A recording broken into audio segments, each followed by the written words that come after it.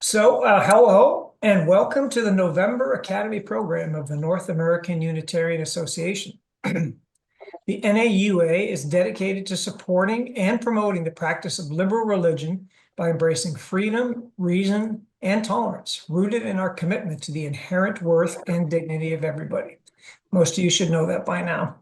The NAUA Academy offers monthly programming on issues of concern in contemporary society from our liberal religious perspective. My name is Bob Simoni. I'm a new member of the NAUA board, and I'm a founding member of the NAUA Fellowship of Hayward, California. I'm also a member of the NAUA Tech and Worship teams. I live in Paso Robles, California, which is where I am joining you from.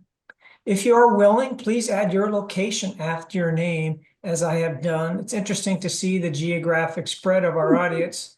You can rename yourself by clicking on the 3 dots next to your name in the participant list or in the upper right-hand corner of your picture. Today's presenter is a fellow member of the NAUA Hayward Fellowship, Sunil Wijeyesekera. Sunil is a retired materials scientist with experience in semiconductor test and manufacturing, as well as in renewable energy. He was born in Sri Lanka and has been an active Unitarian for 37 years, serving congregations in California and Michigan. He also served on the district board and was chair of the district extension committee. Sunil had been following FAIR for many months when he made the mistake of asking why FAIR didn't have a chapter in the San Francisco Bay Area. He is now co-leader for the Bay Area chapter of FAIR and serves on the editorial board for FAIR's Substack. He lives in Pleasanton, California with his wife, Susan. In his spare time, Sunil is active. He enjoys swimming, biking, running, as well as hiking in the surrounding hills. He's an avid botanist and has a garden devoted to native plants. Now, you'll note that we're recording this presentation, and Terry is our able tech support person today. Presentation will be approximately 45 minutes, and the recording will be available shortly afterwards on the NAUA website, naunitarians.org. For those of us joining live, we will then stop the recording and move to a Q&A period for roughly 30 minutes. And if you're interested in continuing on, we'll have about another 30 minutes of breakout rooms afterwards. And during his presentation, I asked that you all remain muted. So if you're not muted now, Terry, maybe you can mute everybody and then allow or ask Sunil to unmute himself, and then, well, me, I'm about to stop talking. Without any further ado, Sunil, I leave the program in your hands. Thank you, Bob. Before I start speaking, I just want to mention we have another member from FAIR here, our Chief Operating Officer, Danelle Rhodes. And if Danelle would raise her hand, that would be appreciated. Before being a Chief Operating Officer, she ran a very successful chapter in Connecticut. She's been with FAIR from almost the beginning, so she has much more experience than I do, and I'm really pleased that she could join us. Thank you, Danelle. Go ahead, Sam. All right. Sharing my screen now. Okay. Let's go F5. Just give me a minute.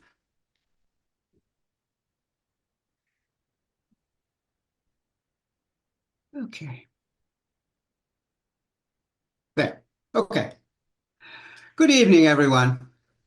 Let's go back to the year 2000. The UUA had recently introduced its new anti-racism curriculum. Reverend Thandeka had given her talk at GA titled, "Why Anti-Racism Will Fail," in which she described the curriculum as based on the concept of original sin. This was the environment in which I ran into one of the devotees of this new curriculum at Leadership School. Some of you may recognize Leadership School. Back when we still had districts. It was an intensive training program for lay leadership, and I learned a lot from the experience. But I had one jarring experience. During the discussion, this devotee of anti-racism turned to me and said, Sorry. You don't have the right to comment on the program. You're just a Middle Easterner. This was strange for many reasons. For one thing, I had not actually said anything about the anti-racism program. For another, she had made no attempt to understand my background or even correctly assign my ethnicity. But she was practicing standpoint epistemology, the viewpoint that only African Americans had a right to criticize the anti-racism program. So many years later, this is my response. For the first 18 years of my life, I lived through decolonization. I grew up in Sri Lanka, a country that had just received its independence from Britain. The Sinhalese Buddhist majority was in the process of reasserting itself, as well they should. I am not defending colonialism, and Sri Lanka had a proud history going back over 2,000 years. But how decolonization is carried out matters, and the government made mistakes. The most important mistake was treating the relationship between communities as a zero-sum game. Since the Sinhalese Buddhist majority had been discriminated against under colonial rule, the only remedy was to discriminate against ethnic minorities. For example, since the universities had a fixed number of places, the government introduced numerical quotas. At the same time, the government became increasingly illiberal. Censorship of news was introduced and got worse over time. Critics of the government were accused of trying to reimpose colonialism. The result of identity politics combined with illiberalism was to increase tensions between groups that eventually led to a multi-phase civil war. I lived through the first phase of this war, which broke out when I was 14 years old. Hopefully, you will see the parallels with the modern identity-centric movement. So my response to this anonymous UU is that, in fact, studying the experience of other cultures has a lot of lessons for the UU anti-racism program and its kin. In fact, FAIR has a series called Teaching About Identity, Lessons from Around the World, that makes the point that we can and should learn from other cultures. So fast forward to today. When the illiberal ideologies took over the UUA, I chose to look outside. I wanted to find groups that shared my values and had influence in the larger world, and that's how I found FAIR.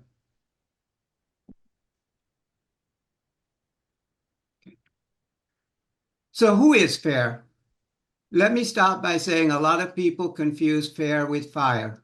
Both are noble organizations, but FIRE is strictly focused on free speech, while FAIR considers itself a civil rights organization. FAIR aims to fill the gap when traditional organizations such as the ACLU became infected with identity politics and were unable to take on certain issues. FAIR is focused on the rights of all people, including straight, white, cisgender males, and aims to create a common culture based on universal values such as fairness and equality. It's interesting to compare FAIR with NAUA. We've all heard the terms freedom, reason, tolerance, based on the inherent worth and dignity of all human beings. I listed 3 bullets from FAIR's statement of values. I will give you a minute to read them and see the reflection of freedom, reason, and tolerance in these statements.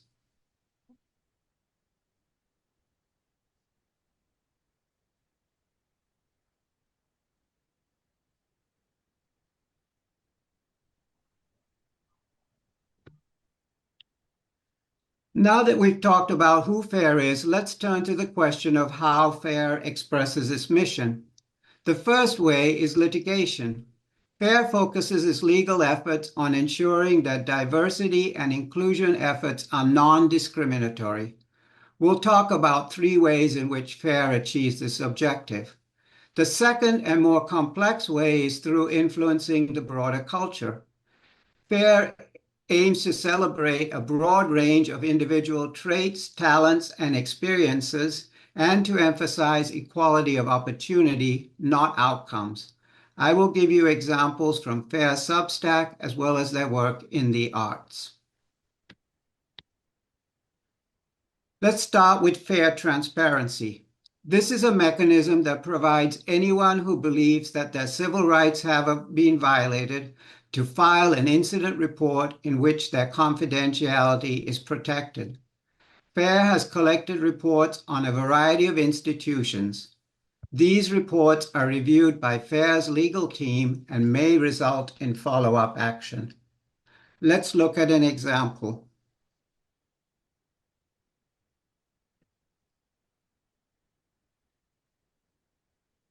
Just a second here. Okay. Mr. Goldstein is a Jewish American student who is subject to a number of incidents of anti-Semitic harassment and abuse from students and professors at the University of Virginia. These are detailed in the Fair Transparency Report. When he reported the abuse to university authorities, they did nothing to help him. Instead, they subjected him to an honor code charge based on his conversations with a journalist. FAIR responded by filing a report with the Office of Civil Rights in the Department of Education. They also filed a report with the Congressional Office of Civil Rights. Within a week, the university dropped the honor charge against him.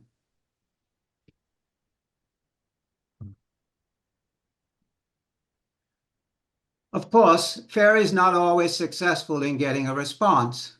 On this slide, I list a couple of other legal letters filed by FAIR attorneys.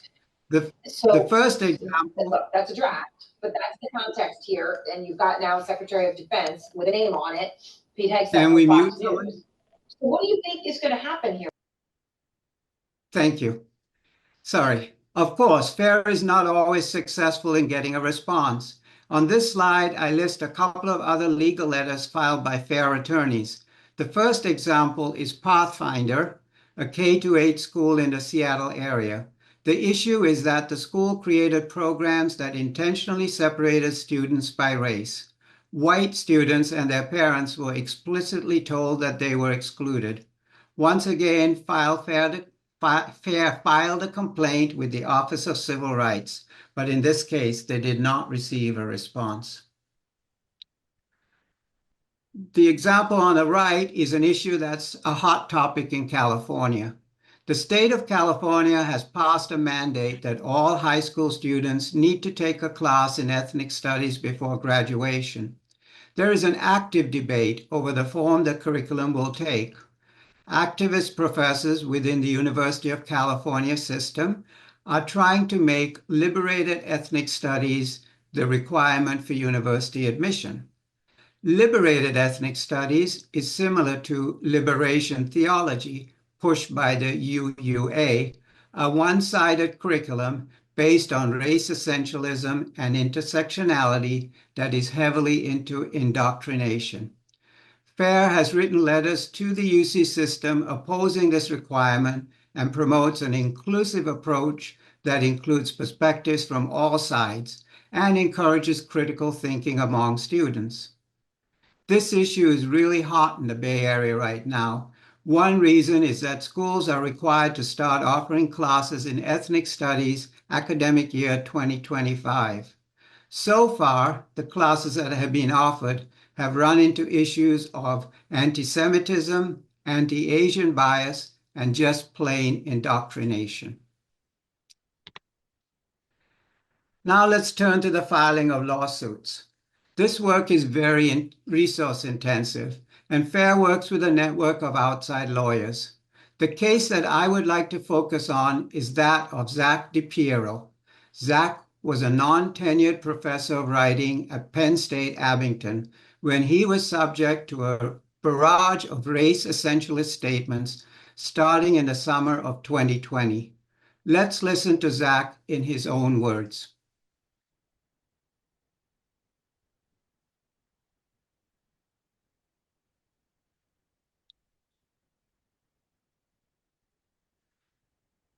kind of burst, didn't it? It was a special time in history. Yeah. It was brutal. It was awful. The radical activists at Penn State like seized that moment, and instead of just being interested in identity politics, they started to weaponize it. And it was almost like they drew a line in the sand, like a battle line. You might as well call that like the anti-racist divide. And you were either with them, all in, no questions asked, no equivocations. The philosophies, the practices, the propaganda. And think about it. If you're not on the anti-racist side, according to these language games that they play, where are you left? You're left on the racist side, which is totally absurd and unfair. But it definitely plays into what you hear folks like Ibram X. Kendi say when he says there's no such thing as not racist. There's just anti-racist or racist. And it became clear to me after the onslaught of messaging, and I'll wrap this up in a minute here. You had white teachers are a problem videos, white instructors confront their white privilege workshops. You had the DEI director emailing the whole campus and telling us that we had internalized white supremacy. We needed to hold other white people accountable. We needed to stop talking. I mean, all this stuff is in writing. An affirmative action office director told me that there's a problem with the white race, and I need to keep going to these anti-racist workshops until I get it. And Leanne, what I was doing was what I was asked to do. You've got these state-mandated compliance reports. If you see something, say something. Report bias. And it kind of has this very like Orwellian feel on campus when you're getting it. Obviously, it serves a very important role. And what I did was I reported bias, and that came back to bite me real hard. And bullying and harassment charges were filed against me. HR had me sign these reprimands. I passed along my reports to them. They said, that's on you. We're resolving this here right now. I wound up on my performance review. And so it's very clear that my civil rights were violated.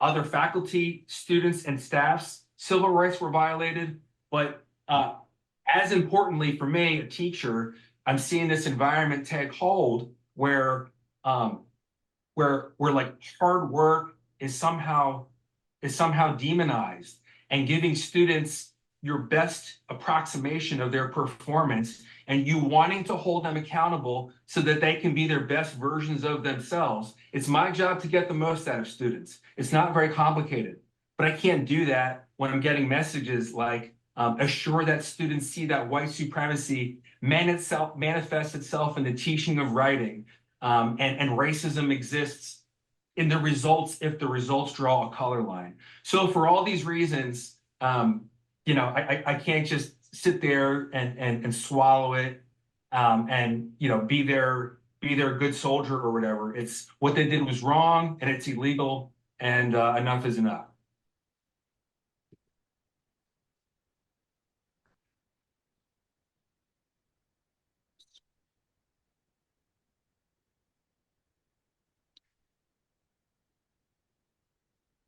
So Zach ended up resigning his job, and he decided to file a suit against Penn State for violating his civil rights. And here's where FAIR made a difference. We have a David versus Goliath situation. An untenured professor making approximately $50,000 a year up against a state-supported university with a legal budget in the millions. He wouldn't have been able to move forward without the financial support of FAIR and its network of lawyers. And here's where it got interesting. The case came up before an Obama-appointed judge who allowed the case alleging a hostile work environment to go to trial. Connor Friedersdorf wrote an excellent article for this topic on The Atlantic, and I will quote from his article. Importantly, the judge did not say that it is wrong to teach critical race theory in an academic environment. According to the judge, training on concepts such as white privilege, critical race theory, can contribute positively to nuanced, important conversations. However, the ruling declared, the way these conversations are carried out in the workplace matters. When employers talk about race, any race, with a constant drumbeat of essentialist, deterministic, and negative language, they risk liability under federal law. This is Title VII of the Civil Rights Law, which prohibits discrimination in employment based on race, gender, and other protected characteristics. Importantly, it's a universal law.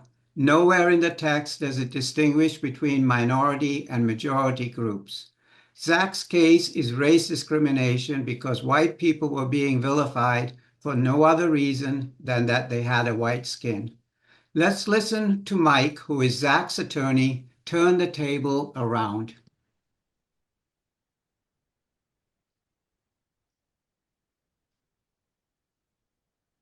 But I don't think it takes much imagination to do a simple thought experiment. If we had a workplace at Penn State or elsewhere where everyone was being harangued because of Black privilege or Black fragility was supposed to be an innate, inherent concept of the Black race, or any of the other sort of malarkey, silly things that are being said and spread on campus in the name of various fashionable theories, no one in their right mind would fail to recognize that as a hostile environment of racial discrimination. No more or less so than if we turn back the clock to the era of Bull Connor, and I'm sure there were all kinds of racist jokes being bandied about the proverbial water cooler. No one would fail to recognize that as something that we don't want in American life. But yet, for some reason now, it's supposed to be a, quote, national conversation on race to bandy about these kind of shallow stereotypes, most of which, like I said before, just turn 19th century stereotypes on their head and begin, deriding things that 19th century racists thought were unique privileges and qualities of white people, like their ability to do math or write good sentences or think critically, be independent and on time, none of which was ever true, all of which was malarkey. But now this malarkey is dressed up as somehow, quote, anti-racism, along with the doctrine, fashionable, especially in academia, that it is, somehow discrimination is the antidote to historical discrimination, which means basically let's get back at people we don't like and blame them for the wrongs of the historical past.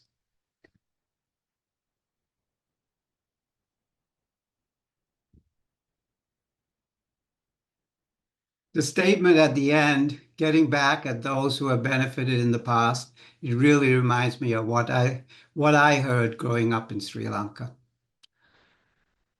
This case is currently in discovery. FAIR's legal team is collecting and analyzing documents to prepare its case, and the judge will shortly make a decision on a jury trial. One more legal case is that of Dr. Tabia Lee. Dr. Lee was hired to run the Office of Equity, Social Justice, and Multicultural Education at De Anza College in the Bay Area. She had her own methodology of addressing DEI based on universal values, and she did not conform to the DEI orthodoxy. The problem was that the rest of her department did conform to the orthodoxy, and she ran into a buzzsaw of resistance from her own department and was eventually forced to leave. Let's hear Tabia in her own words.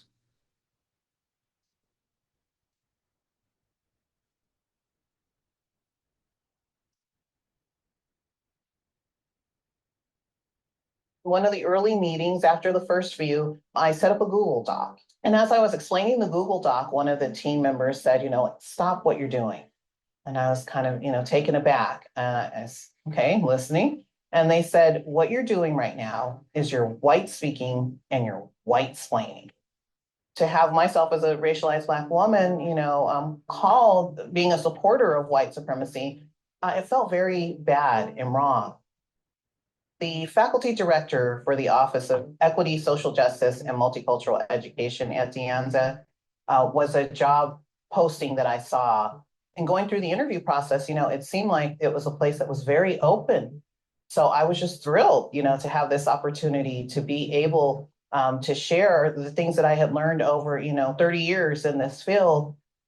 To me, even if I disagree with someone or we have a difference of opinion, I can still work with that person. But unfortunately, my office mates and my supervising dean did not return that collegiality to me. I became persona non grata. I was not welcomed. I was undermined. I was actively excluded because I was identified as someone who was not focused on decentering whiteness. This was a term that came up constantly. One time we were talking about the Women, Gender, and Sexuality Center. And one of the coordinators had gotten a complaint that white faculty members were saying they didn't feel comfortable coming to the center. And so my team started to talk about, what are we going to do about that? And she said, nothing. She said, we haven't made this space for white people. It's for people of color. It was clear that we were operating differently and had different approaches. And my approach wasn't allowed to coexist with the approach that was preferred by a small but vocal group of individuals. From the beginning, my tenure review process was subverted for purely ideological reason. As I would be observed by evaluators, I would receive feedback that, didn't align with what actually took place in the workshops, and that attacked me for the approach that I was using, basically. One of my evaluators actually used profanity with me and told me how inappropriate and dangerous I was. They said, it's a danger what you're doing. 2 weeks before the committee convened to tell me whether I would advance to phase 2, which is this present year, I was told that we will be voting to not recommend you and it will be unanimous. And I said, well, how can you predict that it will be unanimous? And they said, I'm just telling you it will be because you're not doing what you were hired to do here. You're not representing the ideas that we hired you to represent. That was what was stated to me by this individual. In phase 1, Foundation Against Intolerance and Racism legal team actually intervened. And they said, hey, there's some concerns potentially here. So it was an outside eye looking in that I think reeled back the initial, the group that wanted me to be gone in the first year. You would think that after that happening and, the unanimous decision being overturned, that people would then begin to act in a more civil way, in a way that on our best behavior, now for the faculty director, position, who's complained of these things that have happened for an entire year. That's not what happened. They actually doubled down on the harassment. They doubled down on the bullying and the exclusion. And it was like I was completely marginalized from my leadership role and not able to perform any of the job duties or functions that I was hired to perform.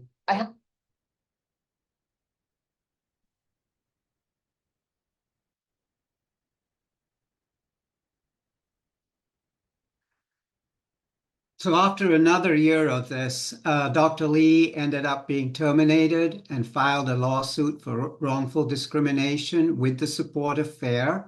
Mike, the attorney that you met earlier, was her attorney. The initial filing was rejected by the judge, but FAIR has made alterations and refiled the case. So now let's make a switch. We said earlier that in addition to its legal efforts, FAIR aimed to influence the culture. One of the ways you influence the culture is through writing, and Substack is an excellent platform for independent writers. FAIR's Substack is devoted to viewpoint diversity on issues related to civil rights and civil discourse. For example, it highlights the stories of those who have been canceled. One of them you are very familiar with. Kate Rohde's story is among the most liked stories on the Substack, and those in the room have all linked to this story through other venues. There are many stories from canceled artists, as well as a story from a university student at a historically women's liberal arts college who discovered FAIR as an antidote to the hostile anti-Semitic environment she faced at this college. After describing her miserable school year, Hannah states, "I found FAIR at the end of 2024 school year while searching for an organization that matched the values I was adopting, one that sees the good in all people without endorsing moral relativism, supports radical optimism while being honest, and is committed to protecting free speech, fighting discrimination, and bridging divides in our increasingly polarized world. After interning with FAIR over the summer, learning about their work, and meeting interesting people from across the political spectrum, I'm feeling much more at peace and distance from the rage I felt this year. I'm discovering that political tolerance isn't an invitation for relativism and immorality, but rather a pathway to understanding and peace." This story is one of my favorites. My last reference here is to a recent series on the election designed to reject divisive rhetoric and foster understanding, very similar to the work of Braver Angels. So let's take a quick look at the Substack. Okay, that's what it looks like. You will see some articles on the election. You will see Dr. Rhodey's article on the top right-hand corner. I cannot link easily to Hannah's story, but it is here. The other thing I just wanted to point out on this Substack, there's also links to other Substacks that could be of interest to anybody who's reading FAIR.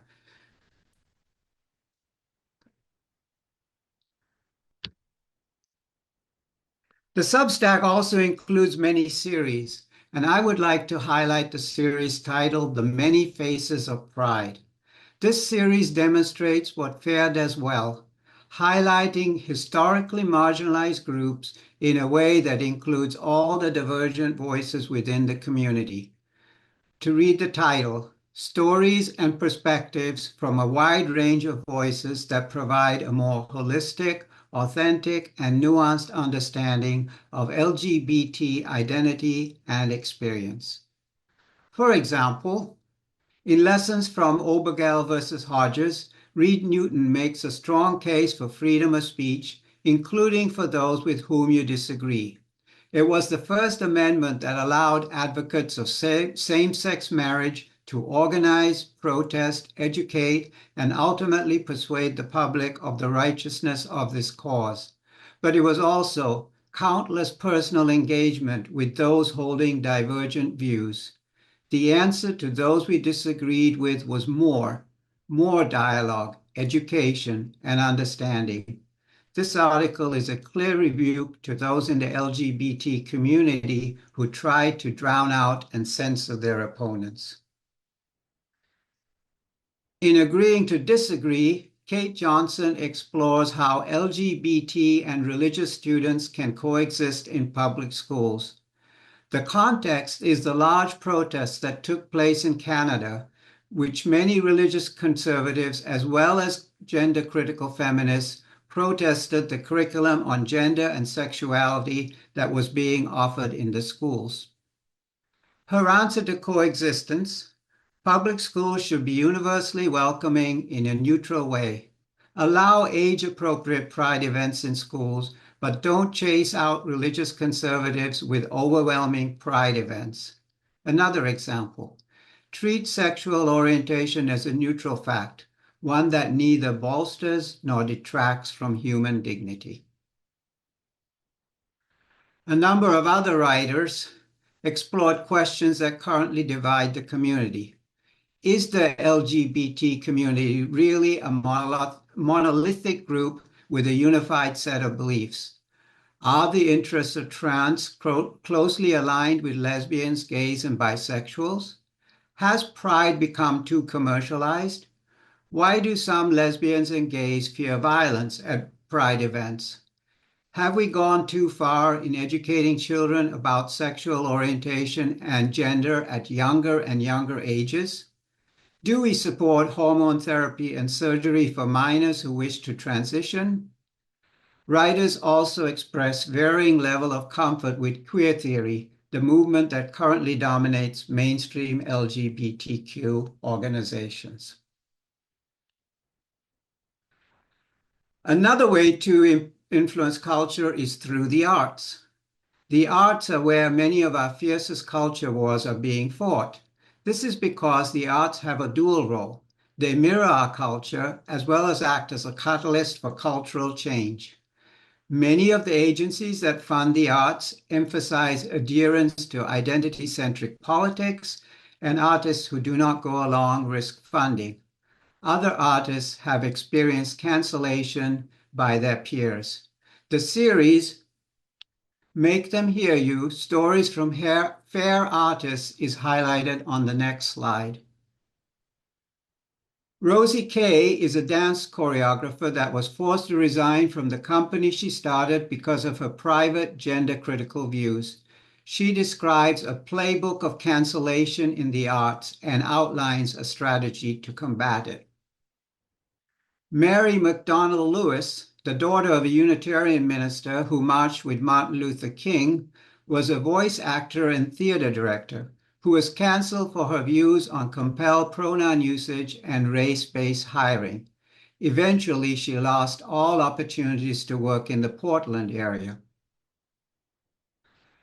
Franklin Einsbruch states that identity politics plays a strong influence on who gets funded. If you are a straight white male, you will find yourself being quietly canceled, to quote Franklin. This exemplifies a pattern, an increased focus on the artist person with a commensurate need for the viewer's indulgence regarding the quality of the art. In this context, diversity doesn't mean diversity, and inclusion doesn't mean inclusion. Instead, those words point to an ethos that reifies an iconic straight white man as an effigy of Western culture and tears down the effigy in order to attack the culture. In practice, this results in an overweening emphasis on identity, with institutions giving out opportunities to artists according to how little they resemble the effigy. Identity politics also plays a strong role in what type of work gets funded. Being a member of a minority is not enough. Your work also has to reflect your identity. In addition to supporting canceled artists, Fair in the Arts also includes a directory where like-minded artists can find each other and has limited funding for grants to support creative excellence that is devoid of ideology. Let's look at an example of creative excellence that was created by Stephanie Lepp.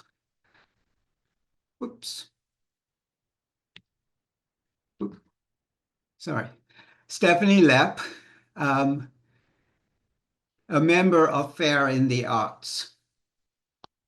In Faces of X, she has created a series of videos on topics such as race, gender, and capitalism.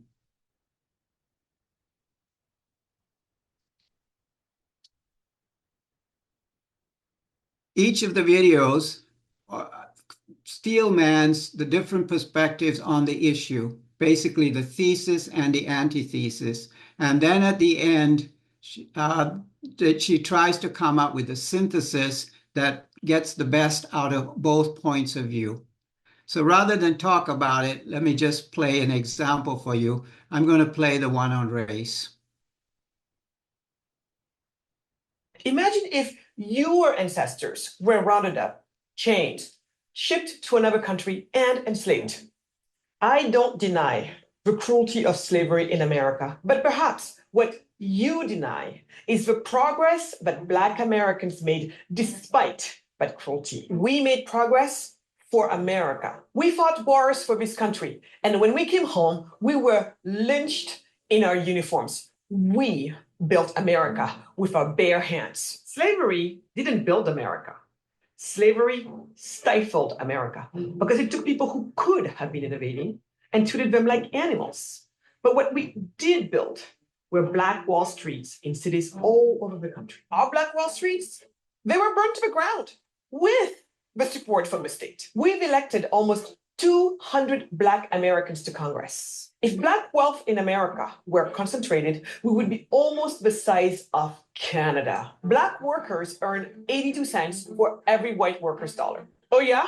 Well, you want to play victim and perpetrator forever?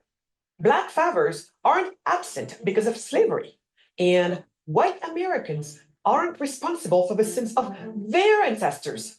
It's time to stop blaming the system and take responsibility for our lives. The absenteeism of Black fathers is not unrelated to the systemic emasculation of Black men. Tell me, how did the United States of America, where all men are created equal, manage to enslave an entire population of men and women? Well, white Americans had to make Black Americans not human. They made us 3/5 human. It was actually the North that did that for votes. But the point is, Americans believed we were not human. That belief infected our entire system, from our hearts to our schools to our halls of power. That's what it means for racism to be systemic. And in order to extract racism from our system, we must see race. We must see race. Isn't the point to overcome race? Martin Luther King dreamt of a nation where children are judged not by the color of their skin, but by the content of their character. There are racial gaps, I get it. But Blacks from all over want to come to America. Could it be that America is the best place in the world to be Black? Ladies, look, racism has unleashed untold brutality on Black Americans, and Black Americans have exhibited untold resilience in the face of it, which makes Black Americans some of the most patriotic Americans, because despite America not living up to its ideals and its mistreatment of us, we believed in those ideals and fought to make them a reality.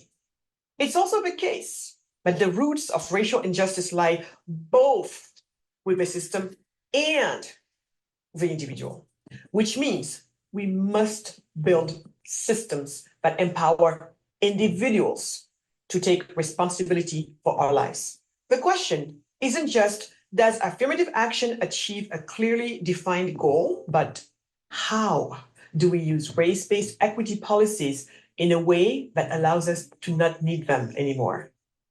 But you know what might be the biggest reparation of all? What? Seeing race for what it is. A lie. Here's what's up. Race is a lie that was invented to perpetrate racism.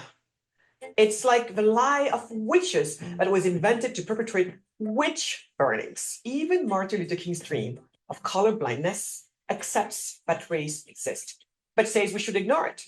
Race doesn't exist, and we don't need to pretend it exists in order to dismantle racism. On the contrary, in order to free ourselves from racism, we must dismantle race. And the beautiful tapestry of human pigmentation, yeah, we'll just call that skin color. So let's see each other as the multifaceted, multidimensional, much deeper than skin color human beings we are. And let's fulfill the spirit of a pluribus unum, out of many, one.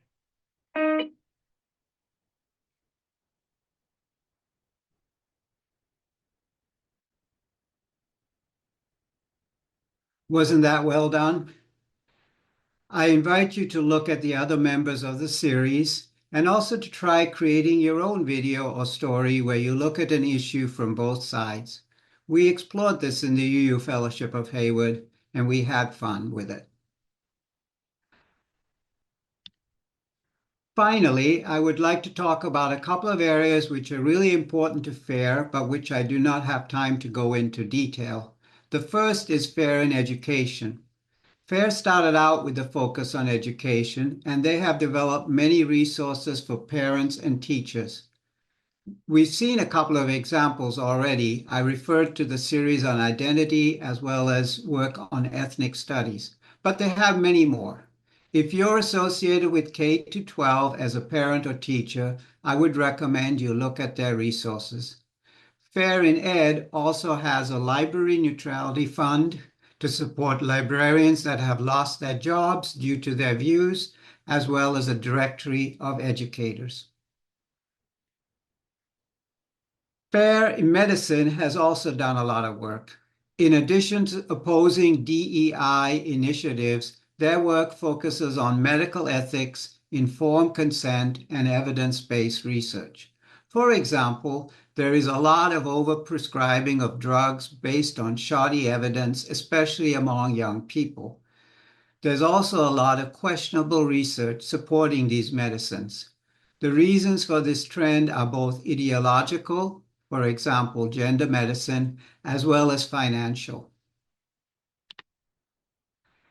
So hopefully I've given you an idea of what type of work that FAIR does. I just wanted to end with some questions that you could take into the discussion groups with you later. I'll just read them once. What do you think about the work that FAIR is doing? Which aspects of FAIR's work are you most interested in? A more philosophical question, how do you maintain liberal values while being anti-woke? And what other organizations most represent your values? I've listed a couple here, and I'm sure you can come up with some of your own. So I'm going to stop sharing right now. And let me see if I can find Zoom again.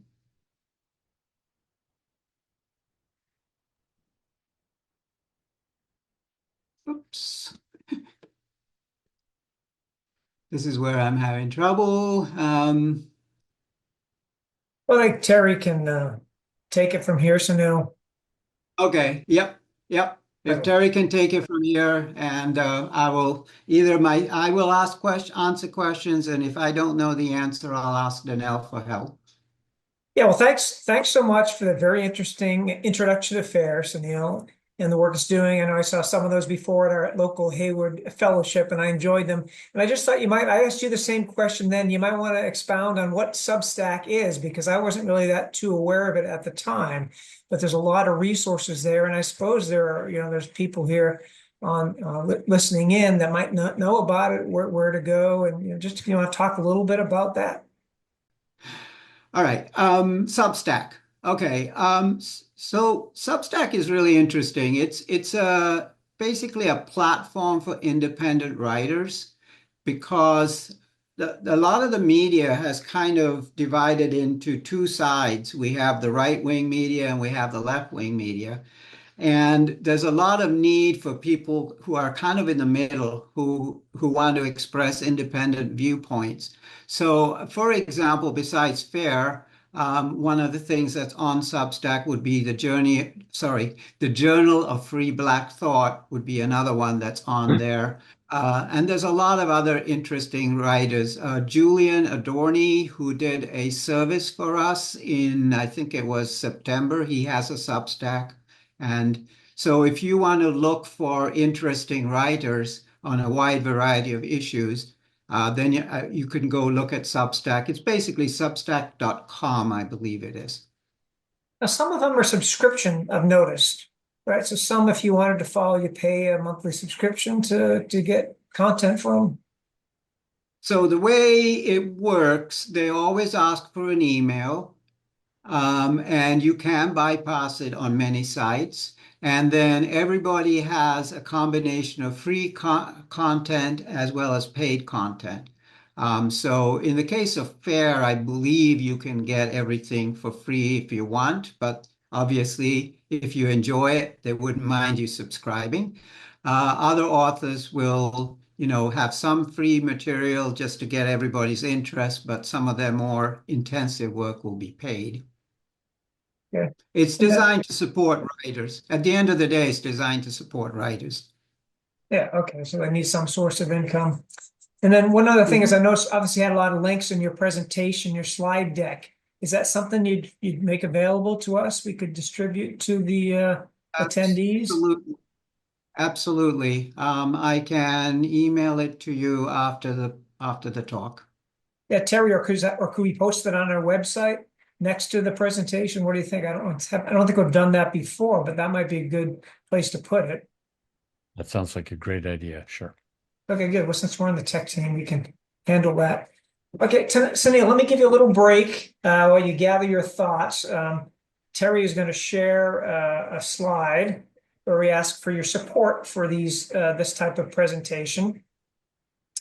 You know, once again, NAU supports and promotes liberal religion by embracing freedom, reason, and tolerance. We welcome your participation and support, and certainly hope to see you again in the NAU events you'll see on our website. Our next program is going to be, it's going to be a great one. Liberal religion, is it time for hospice? And our speaker is none other than Reverend Peter Morales, the former president of the UUA. Before becoming UUA president, he was the senior minister at the Jefferson Unitarian Church in Colorado.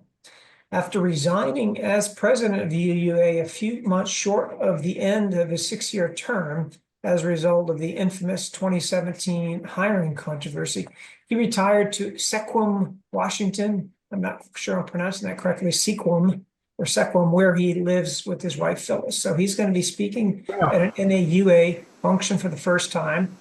And the title was Liberal Religion, Is It Time for Hospice? Religious participation is plummeting. Church has become a bad brand. Should we resign ourselves to palliative care for our aging congregations? Can we find ways to feed the hunger for meaning and community? One thing is certain, we cannot church the way we always have and hope for different results. So that's going to be a month from now, December 10th, at the same time, 4:30 PST. So mark your calendars.